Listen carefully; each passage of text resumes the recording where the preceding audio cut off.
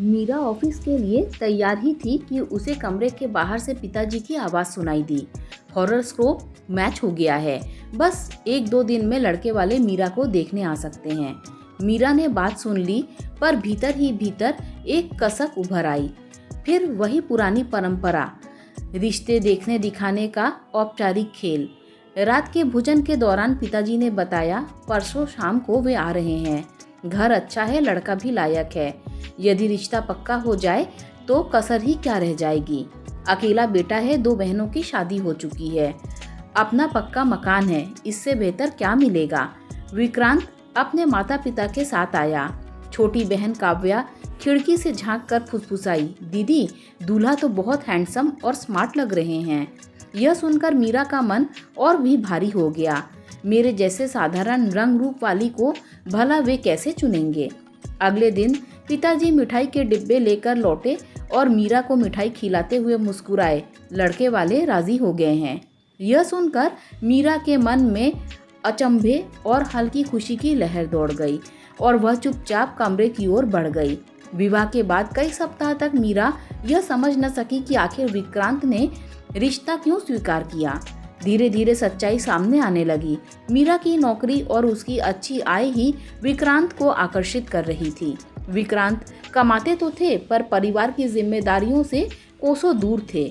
अपनी छोटी बहुत कमाई भी वे दोस्तों और शौक में उड़ा देते। जल्द ही उनकी नज़र मीरा की सैलरी पर पड़ने लगी। पिताजी ने कई बार समझाया, पर विक्रांत पर कोई असर न हुआ। इसी दौरान निशा का जन्म हुआ। निशा भाग्यशाली थी, उसे विक्रांत जैसा रंग रूप मिला था। विक्रांत बच्ची से बेहद प्यार करते थे। घर की देखभाल, नौकरी और निशा की परवरिश में मीरा व्यस्त रहती।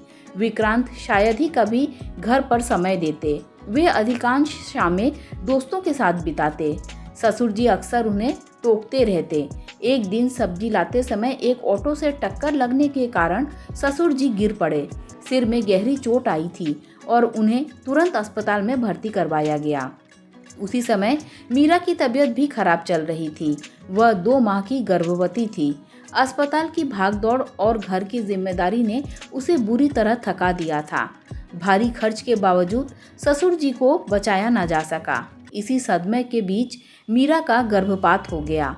शारीरिक और मानसिक रूप से वह पूरी तरह टूट गई थी।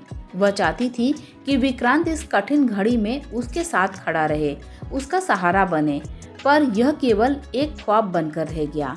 पिताजी के न रहने के बाद विक्रांत पर कोई रोक टोक नहीं रही और वे और अधिक स्वच्छंद होते गए। सास जी की नज़रों में वे हमेशा से लाडले थे। थोड़ी बहुत मौज मस्ती तो मर्दों की शान है, कमा रहा है ना, सास जी का यही विचार था।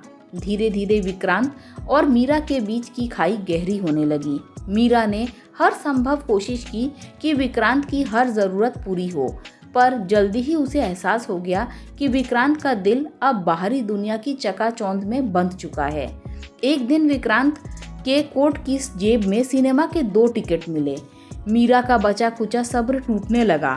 उसने टिकट दिखाकर सवाल किया तो विक्रांत अब और भी निर्लज्ज हो चुके थे। एक अजीब सी हंसी के साथ बोले, तुम्हें साथ ले जाकर क्या मिलेगा, तुम तो घर संभालने में ही बेहतर हो। मीरा का धैर्य जवाब दे गया। जब वह सवाल करने लगी तो विक्रांत चुपचाप दरवाज़ा बंद करके बाहर निकल गए। बढ़ती हुई बेटी के सामने वह ऊंची आवाज़ में बहस नहीं कर सकती थी, इसीलिए मन ही मन दबकर रह गई। किससे कहती। काव्या की शादी का समय था और वह माता पिता की चिंता बढ़ाना नहीं चाहती थी। विक्रांत अब तो कई कई दिनों तक घर से गायब रहने लगे और दोनों के बीच की दूरी और बढ़ गई। एक दिन विक्रांत अपना सूटकेस पैक करते हुए बोले, मैं तानिया के साथ रहने जा रहा हूँ। सास जी ने रोका, समझाया, पर सब बेकार। गुस्से में उन्होंने सारा दोष मीरा पर मढ़ दिया। मीरा क्या कहती, वह चुपचाप सब सुनती रही, पर भीतर ही भीतर उसके आत्मसम्मान की आग भड़क उठी थी। निशा से उसने केवल इतना कहा था कि पिताजी का स्थानांतरण हो गया है और वे दूसरे शहर में है। निशा ने भी यही मान लिया। विक्रांत कभी कभी 8-10 दिन के अंतराल पर घर आते जाते और निशा के लिए कुछ न कुछ लाते। निशा भी पिता के आने का इंतजार करती। इस बार 3-4 महीने बीत गए, पर विक्रांत का कोई पता न था। सास जी की तबीयत अचानक बिगड़ गई। मीरा ने विक्रांत के एक मित्र के जरिए संदेशा भिजवाया और जब तक वे लौट पहुंचते तब तक सास जी का देहांत हो चुका था। एक दिन अचानक मीरा की मुलाकात तानिया से हुई। जब पता चला कि विक्रांत और तानिया में झगड़ा हो गया है और अब विक्रांत किसी और के साथ हैं, यह सुनकर मीरा के मन में घृणा की लहर दौड़ गई। उसे लगा कि जब पहली बार विक्रांत घर छोड़कर गए थे उसे तभी तलाक के कागजों पर दस्तखत कर देने चाहिए थे, पर सास जी और निशा के भविष्य की चिंता ने उसे रोक लिया था। समय के साथ निशा भी समझदार होती गई और माता पिता के रिश्ते की करवाहट को भांपने लगी। ऐसे ही 2 और साल बीत गए। अचानक एक दिन विक्रांत अपना सामान लेकर लौट आए। मीरा हैरान रह गई। निशा के स्कूल चले जाने के बाद मीरा ने पूछा, कितने दिनों के लिए आए हो? हमेशा के लिए। क्यों? क्यों क्या? यह मेरा घर नहीं है? है तो अब हमारी बेटी बड़ी हो गई है, उसे भी मेरी ज़रूरत है। विक्रांत के स्वार्थ को देख मीरा का अंतिम धैर्य भी टूट गया। उसने स्पष्ट कहा, हमें अब अकेले रहने की आदत हो गई है। जब सच्ची ज़रूरत थी तब आप कहाँ थे? पर अब तो आ गया हूँ ना। आप अपनी मर्जी से गए थे और अब लौटे तो अपनी मर्जी से नहीं। तानिया ने और फिर उस दूसरी लड़की ने भी आपका साथ छोड़ दिया। तभी आपको इस घर और बेटी की याद आई। आपको ज़रूरत है तो रहिए, एक पतली सी डोर अभी भी हमें बांधे हुए है। जब तक वह न टूट जाए तब तक आप यहाँ रह सकते हैं। क्या हम पुरानी बातें भूलकर दोबारा? क्या तुम मुझे माफ़ नहीं कर सकती?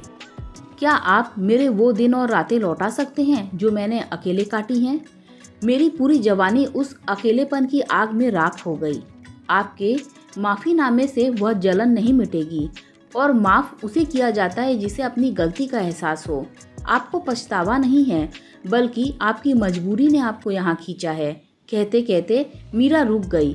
कुछ क्षण शांति रही, फिर वह बोली, अगर यही गलती मैं करती तो क्या आप मुझे माफ़ कर पाते? विक्रांत के होठों से एक शब्द भी न निकला। मीरा ने जारी रखा, न कर पाते ना, क्योंकि आप मर्द हैं तो आपकी भटकाव स्वाभाविक है और अगर औरत करे तो वह गुनहगार कहलाती है। आप निशा के पिता हैं इसलिए यहाँ रह सकते हैं, पर मुझसे किसी उम्मीद का दामन न पकड़ना। समाज के लिए हम पति पत्नी रहेंगे, पर रिश्ता जोड़ने की कोशिश मत करना। अब इस भूल की माफ़ी की उम्मीद मुझसे मत रखना। इतना कहकर मीरा ऑफिस के लिए निकल गई और विक्रांत एक हारे हुए खिलाड़ी की तरह बस उसकी पीठ देखता रह गया। दोस्तों, अगर आपको कहानी अच्छी लगी हो तो लाइक शेयर सब्सक्राइब कीजिए। Thanks for watching this video.